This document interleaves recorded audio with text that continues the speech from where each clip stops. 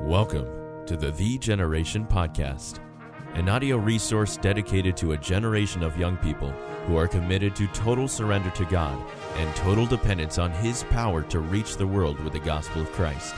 This podcast is designed to strengthen and encourage through a series of Bible-based practical talks. In today's podcast, we will hear from Pablo Montez, a faithful Christian man with an unbelievable story. As you listen, consider that no matter how far a teenager strays, God is still only one step away. His forgiveness is always available, and you are never too far gone. Welcome to the Generation Podcast. I'm Bobby Bosler, and I'm speaking to you today from Clio, Michigan. And here sitting across from me right now is a gentleman named Pablo Montez.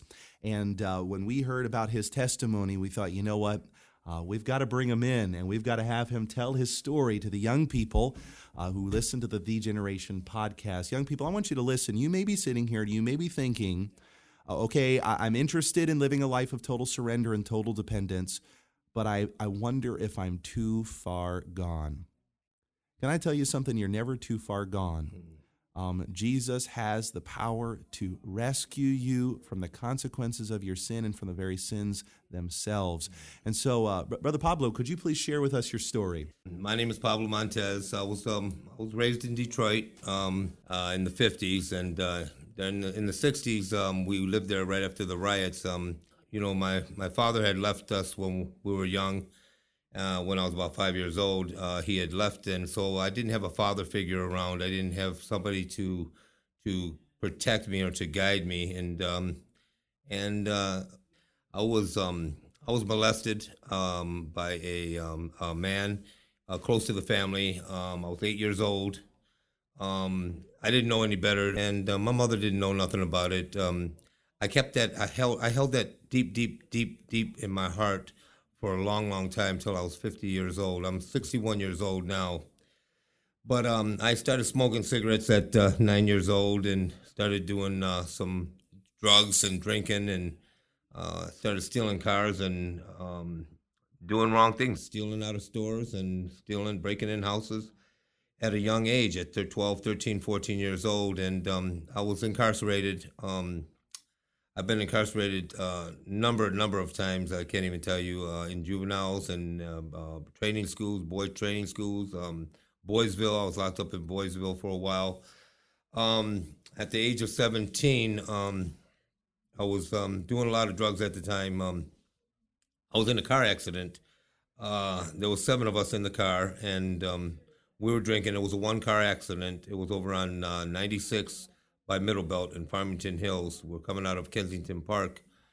And there was 7 of us in the vehicle. And that whole day, I was on the passenger side. Well, as we were coming out of the park that day, we've been out about 8 hours that day. We left about 11:30 that day. It was in 1973. And there were 7 of us. And I was on the passenger side the whole day. And we're driving, and we're getting ready to come out of the park, and the police rangers pulled us over and seen that the man that was driving, Crazy Red, we called him, he was too drunk to drive. So one of the girls he wanted to let drive because they were sober. So we started driving out of the park. As she was driving out of the park, Crazy Red got mad. He turned off the car. He pulled the keys out. He said, I'm driving my car, and this is my car. I'm going to drive it. So we all got back in. Well, God had put me behind the driver. And we got on the freeway, and he was going in and out of traffic about 120 miles an hour. And I seen the speedometer hitting 120 miles an hour. Well, at that time, God had put his hand upon my forehead. I know what it was. It was God. And I had went out. And anyways, I woke up the next day in the hospital, thought everybody had gone home. But that wasn't the case. The 5 people that were on that side of the car got killed. They got decapitated. They got ripped in half.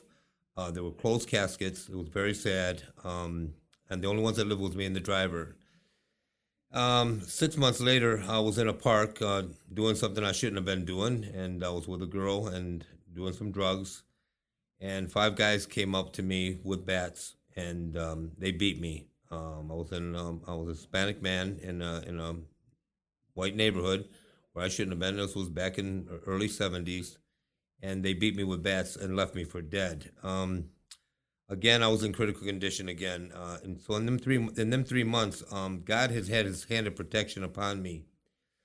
We go through life and we think we're indefensible. We think because we're young, we got all the time in the world, and we don't.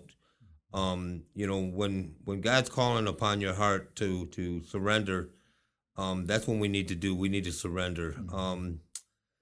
A couple years later, I became a heroin addict. I was an 8-year heroin addict, and I had OD'd on heroin when I was about 21 years old, and I had OD'd on heroin, and again, God had His hand again upon me, and I got through that, and I was um, I was 50 years old when I finally got broke to my knees. And again, all through my life, I was a 20-year crack addict, 8-year heroin addict.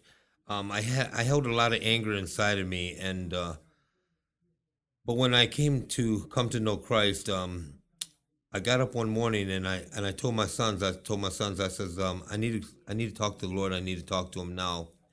I had walked down to this street, and I was standing on the corner in Southgate, Michigan, on the corner of Dix and Northline, and I was crying out to God because I knew I was physically broke, mentally broke, financially broke, and I was definitely spiritually broke. And I was at a point in my life where there was a fork in the road, and the Lord was telling me which way do you want to go. And there was only one way I could go at that time because I was so broke. I was standing on the corner, and as God is my witness, I don't know if God had taken and pulled the trees down just a little bit, or if He had taken the steeple and pushed it up. Because I stood on that corner for 15 minutes looking for a church, and I kept looking up and down the road, but I looked right straight in front of me, and there was this little cross sticking on top of these trees. And I know God wanted me to see that cross. Because I looked at my boys and I said, that's where we're going to church. Well, I'd gotten inside the church, and it was still early. And there was this man named Al Covert. He was 73 years old. He didn't have too much schooling. He was a bag boy all his life. He was a little slow. But if you talk to him about Jesus, he had fire would come out of his mouth about Jesus. And he talked to me and my sons about Jesus. And that day, I got right with Christ. I got right with Jesus. Amen. The next week, I jumped in the choir and I started getting in the pantry, started feeding the homeless people and the poor people out of the pantry that they had there at the church, and started doing Bible study and started reading the Bible faithfully. And God had changed my life at that moment, at that very moment. My life had changed. My language started changing immediately. I stopped using curse words, and again, I just started trying to do what God wanted me to do. A lot of times, especially with young kids today, we hold a lot of stuff in. Don't hold nothing in. If somebody has done you wrong, or anything like that in your life, let other people know.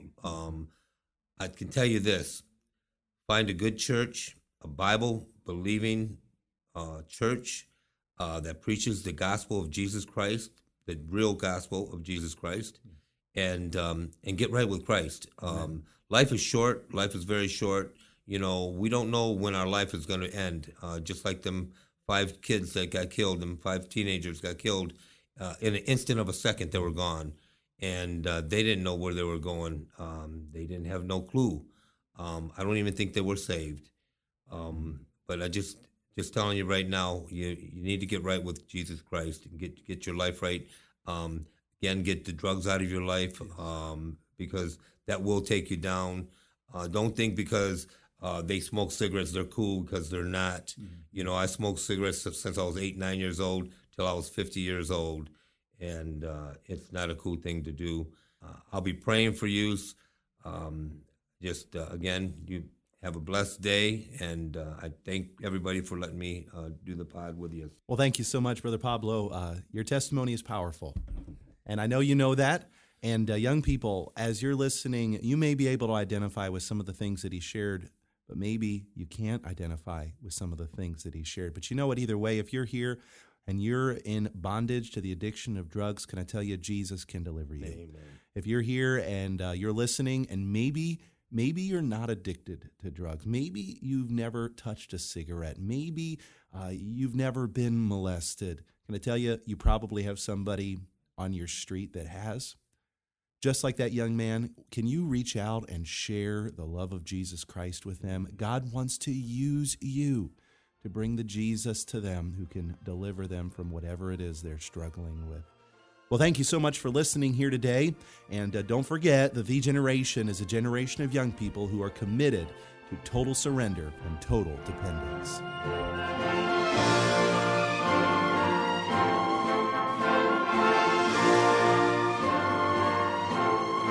Thanks for joining us for this episode of the Generation podcast.